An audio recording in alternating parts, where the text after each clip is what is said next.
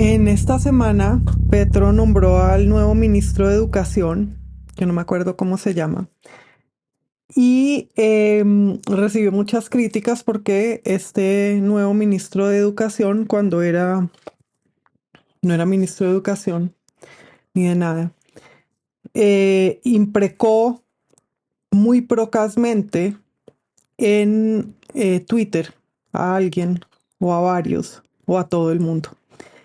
Y pensé yo en qué significa usar palabras malsonantes y en qué significan esas palabras de verdad. Yo ya he hablado de esto muchas veces porque me interesa toda esta existencia y uso del insulto.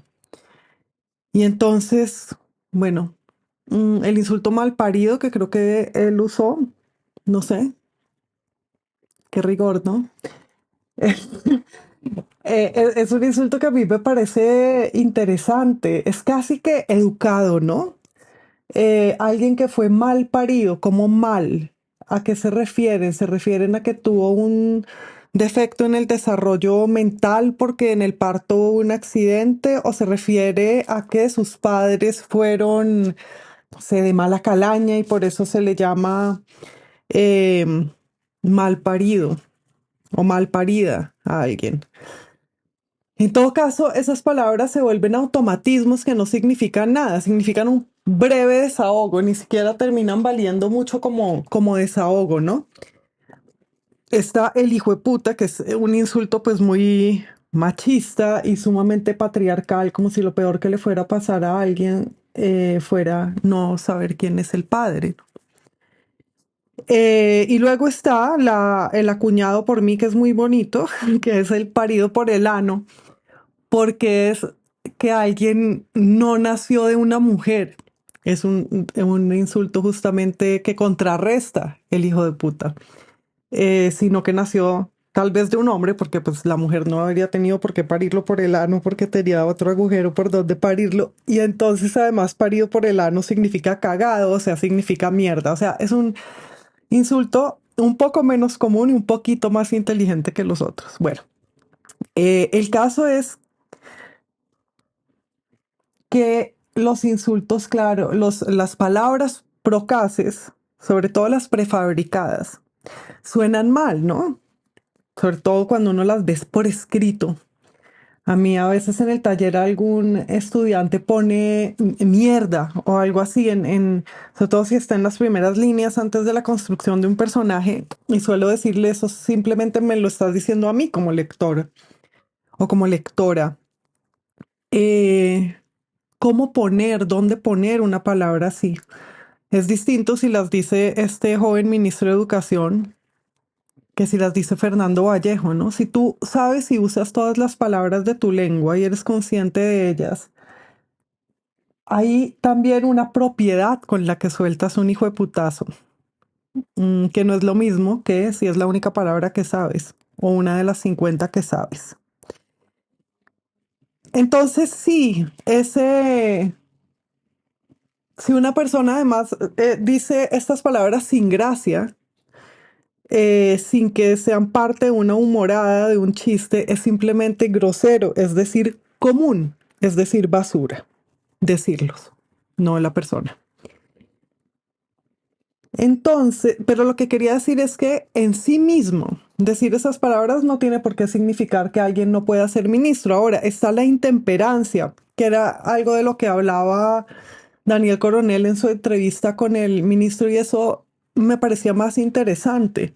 O sea, alguien que reaccionaba, alguien reactivo e intemperante, intemperado, pues sí se puede dudar de su capacidad para negociar y gobernar. Eh, bueno, pues estaba pensando yo en otra cosa. Si vamos a hablar de lo vulgar y de lo grosero, me parece más grosero, no sé cómo no les escandaliza más, porque tiene igual de poquito significado decir cosas como paz definitiva, que además suena a una cosa engañosa, que ni siquiera sabemos cuál es el significado, eh, que puede dar paso a cualquier otra otra cosa, cualquier negociación rara. O Colombia potencia mundial de la vida, que es simplemente un eslogan igual al de Colombia es pasión del uribismo. A mí eso me parece igual de grosero e igual de vulgar que un hijo de putazo, porque me parece y es igual de insignificante. La defensa del ministro fue chocante también, ¿no? Cuando lo entrevistó Coronel en la W, el ministro le preguntaban si eso no era el mismo talante o el mismo lenguaje o el mismo tono de los... es que me distraje porque me vi la tira esta que se me estaba saliendo. Ustedes han visto como en las camisetas o blusas o esos tienen estas tiras y uno en realidad, pues no sé, yo nunca he colgado algo de esas tiras y además se me olvida cortarlas. Bueno, el ministro se defendía diciendo que eh, de pronto sí hablaba como las bodegas o los, no sé si decía las bodegas, quienes apoyaban a Petro porque hablaba como el pueblo. Y esto a mí me parece fatal, porque si todo lo inapropiado, no interesante, no complejo, inconsciente, se va a justificar porque es como el pueblo, entonces no vale la pena ni siquiera educar al pueblo ni educar a nadie. Con lo cual, que fuera ministro de Educación y esté excusando eso por decir que la mayoría habla así, espontáneamente y sin ningún autocontrol, pues no creo que crea que se debe administrar ninguna educación. Y entonces ahí me parece raro. Hablando de esas palabras feas, feas, ¿qué significa feo? Porque el otro día escribí a alguien en Twitter que algo sea feo significa que es feo, que fue muy bueno. Pero hablando de esas palabras que menoscaban el carácter, que achiquitan el carácter y la experiencia, estaba pensando yo en ese misele que últimamente están diciendo en vez de la selección. La cele, me dicen que hace varios años ya lo están usando, yo solo ahora lo percibí. Y con el misele, con esa, con esa melosería de la expresión gomela que quiere ser popular, ¿no? Entonces, por un lado está eso en el misele o en el ponerse la 10 o no sé qué, es como ser campechano, ser chévere, ser popular y siempre son como bastante gomelas estas expresiones y tienen esta cosa adolescente o postadolescente de lo gregario, uno lo dice, entonces empiezan a decirse y entonces yo vi en un medio que ya ponían la cele, mi cele, pues en sí mismo no es malo ni bueno, sino que vale la pena mirarlo. Esa compulsión al apócope de los colombianos y las colombianas y al diminutivo, que trasunta nuestra pasión, no por el fútbol, sino una mayor que tenemos por la pequeñez, por la chiquitez, por la mezquindad, por lo poquito. Y eso también está relacionado con nuestro complejo de inferioridad y con la incapacidad de admirar, que tiene que convertir a algo en familiar, en parte de lo mío y de mi mierda, para poder considerarlo. Entonces es lo mismo que decir Gabo, ¿no? Gabo y mi cele. Bueno, em, entonces estaba pensando en el fútbol, en esta... A mí me pone un poco nerviosa el asunto de la final de fútbol, porque este es el país de Andrés Escobar. El fútbol me parece fantástico, lo admiro muchísimo. El ídolo de mi infancia es Maradona y fui alguien muy, muy aficionado al fútbol hasta que un día lo perdí, como decía yo el otro día. Un día se me pasó la admiración por el fútbol y el gusto por el fútbol. Y de pronto puede ser que ese día me haya dado cuenta de que era algo a lo que yo me había acondicionado y que en realidad nunca me interesó mucho. Pero sé exactamente cómo sucedió. Yo fui al Mundial de Brasil, a ese partido de Colombia en Brasilia. en el 2014. Y después de el partido que ganó Colombia, me quedé ahí un rato con, bueno, no sé, alrededor del estadio, al lado del estadio donde se estaba celebrando. Y la cosa me pareció tan fatal. Y sí, ya sé que van a decir que sueno como una señora no sé qué, y sí, soy una señora no sé qué. Me agarraron el culo, las tetas por ahí 4 veces en esa celebración. Era más joven. Eh, Había borrachos y borrachas exhibiendo y su vulgaridad y ganas de pelear, de pelearse con alguien, de buscar a alguien con quien pelear. Y era una situación bastante infernal. Y yo creo que ahí, no es que ahí me dejó de gustar el fútbol, sino que ahí me di cuenta de que de pronto no me gustaba tanto. Porque el fútbol me podría seguir gustando y como digo, lo respeto mucho y me encantan los futbolistas y ver el juego, no sé, me gustaría, pero la hinchada y el fanatismo alrededor del fútbol, pues la verdad es que me impresiona un poco, como cualquier fanatismo. Hay una cosa, ahí sí a los que les gusta tanto usar la palabra fascista y facho, pues es algo completamente fascista, ¿no? Esa, esa pasión de grupo por que no es solo por ganar, es porque el otro pierda. Entonces, no me parece algo muy noble realmente. Y de nuevo, máximo respeto a los futbolistas. Y el juego es bello, pero sí, esa manera de relacionarse no me interesa tanto. Y menos que el presidente decida declarar el día posterior al partido día cívico, porque es que eso que tiene, que hay en ese gesto, o sea, si ganan, sí, porque van a estar muy enguayabados de celebrar y entonces es como, es como un gesto de padres, un gesto totalmente paternal, totalmente inapropiado para el presidente de un país como, uy, si les voy a colitar la borrachera o, espérense, voy a cerrar esta ventana porque está entrando mucho sol, pero además porque con todo ese sol se ven todas las arrugas, estoy como la de un tranvía llamado Deseo, ¿se acuerdan? En la película que ponía la luz bajita para no verse tan mal. Bueno, pero estaba diciendo de que Petro haya declarado día cívico. Es absolutamente impertinente e inapropiado. Entonces si se emborrachan, van a necesitar un día para descansar. Si se emborrachan porque ganaron o porque perdieron, es infantilizar al pueblo y es además suponer que esto es un interés de todo el mundo. No lo es. Y entonces en esas totalizaciones se muestra también un talante totalitario. Eh,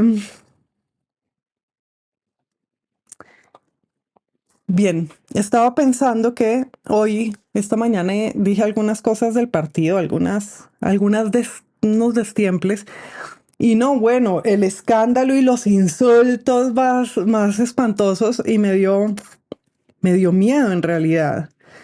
Estaba pensando en cómo el país sin sentido del humor, porque este es un país sin sentido del humor, acá creen que es que hay gran sentido del humor en Colombia porque lo que hay es chanzas pachunas, pero jamás ha habido con algunas poquitas y breves excepciones, jamás ha habido sátira. Pero en fin, es el país sin sentido del humor es al mismo tiempo el país que es incapaz de ser serio. Eh, Son ambas cosas juntas.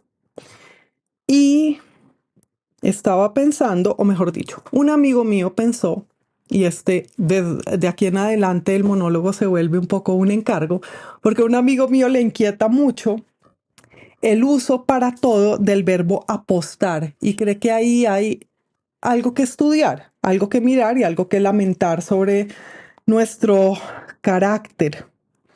Ese amigo prefiere permanecer en el anonimato, espero que no sea porque le da vergüenza que lo relacionen conmigo, aunque todo puede ser. Eh, y bueno, estaba contando cómo en el ámbito de la cultura se repite sobre todo lo de la apuesta, ¿no? La directora de artes dijo que vienen trabajando en una apuesta ambiciosa e integral para abarcar los objetivos de no sé qué, salió en el Nuevo Siglo. Y voy a leer una serie de citas de periódico que me manda mi amigo. La apuesta para darle voz a la nación. El ministro de Cultura expuso las apuestas de este gobierno para transformar a Colombia a través de la cultura. Además, todo completamente vacío. Transformar a Colombia a través de la cultura, ¿qué significa? Bien. El timonazo de Petro en su apuesta de paz y seguridad. Petro apuesta en las calles lo que ganó en los corredores. La apuesta cultural de Medellín era un título. Una apuesta cultural ¿en qué? En proyectos del plan de desarrollo. Una apuesta por las industrias culturales. Las apuestas de la Secretaría de Cultura son transversales a los objetivos del plan distrital de desarrollo. Eso ya la dije, ¿no? Bueno. Eh, y ahí hay un montón de ejemplos de ese uso de apostar. Apostar significa, bueno, acá tengo el diccionario de María Moliner, porque yo no pienso usar nunca el de la Academia de la Lengua, que es básicamente una broma de malo. Eh, Apostar entonces es pactar entre sí dos o más personas que sostienen tesis distintas que cuando se vea cuál de ellas sostenía la verdadera o la que se cumple, la otra hará cierta cosa o le dará algo o una cantidad de dinero. Entonces la apuesta tiene que ver con un cobro, con una deuda, con una culpa, con un dominio sobre el otro, ¿no? Y hay otra acepción de apuesta que no es otra acepción, es un derivado de esa acepción, que es el que se usa en estas expresiones, se usa con sentido simbólico. Ah, no, mentiras. Depositar a alguien su confianza en una persona o en una iniciativa que supone cierto riesgo, que es como se usa acá, apostarle a la seguridad. Pero es un significado derivado, o sea, y casi metafórico del original, que es el de la apuesta, de jugar. Luego hay esta sí, otra acepción, porque la primera viene del latín appositum, de aponere, poner, y la segunda viene de un antiguo postar, de español antiguo, de posta, como de hacer postas de carreras, etcétera, y es poner en un sitio soldados, caballerías de repuesto, etcétera, a fin de que estén dispuestos cuando sean necesarios, y también colocar, emplazar, situar. Entonces hay algo ahí de ubicar, como ubicar el presupuesto en algo, en las expresiones del gobierno, o más bien del periodismo que informa sobre el gobierno. En esas expresiones hay algo de poner un dinero en algo, pero también de poner en algo una fe, pero una fe sin imaginación, una fe como sin contenido. Em, pues la cosa es, ¿cómo se dice compulsivamente esto de apostar? Le hicimos una apuesta a este grupo que va a tocar esta semana en tal teatro. No es que estamos apostándole a... Y entonces es como si vivimos en una eterna polla nacional, ¿no? En una eterna apuesta nacional. Desde luego, para ganar una apuesta se requiere que otro pierda, si nos estamos tomando en serio lo que decimos. También está estas ganas de ver el futuro, ¿no? Y se relaciona con esa mezcla de impaciencia y ansiedad de la que yo hablaba el otro día y de afancito colombiano. Pero está esto de competir. Se relaciona con la competencia desleal también. Esto de decir apostar siempre en vez de vamos a trabajar vamos a hacer tal proceso. Eh, y está esta idea como de igual no voy a ganar, igual nunca ganamos, ¿no? Entonces vamos a apostar el jornal, apostarlo todo. Y es lejano, esa fe que se pone en apostar es lejana a la fe de la confianza. De hecho, es casi que contraria a la confianza. No es elegir, no es conseguir, no es trabajar, no es colaborar, se opone a la solidaridad. Y hay esta cosa de caer en el juego y todo el mundo cayó en el juego, caí en el juego, ¿no? Bien, que también me decía este amigo mío. Eh, y yo pensaba que también votamos como quien apuesta. Voy a conectar el computador. Perdón, la cantidad de interrupciones de hoy. Ahí está. Bueno, Pensaba yo en que también votamos como quien apuesta. Yo creo que yo voté a Petro como por hacer una apuesta, como para ver qué pasaba, para ver quién ganaba. Y creo que votar es muy poco serio, ¿no? Porque uno en realidad no sabe qué está haciendo ahí. Es como una cosa carnavalesca. Es más bien como un partido de fútbol, pero pues los jugadores de fútbol tienen una destreza y un entrenamiento. En cambio, uno vota medio ahí, sin saber muy bien.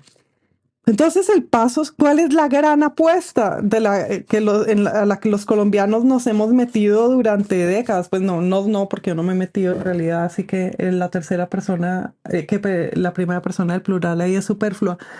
Pues el traqueteo, el tráfico de drogas, realmente esa es la apuesta.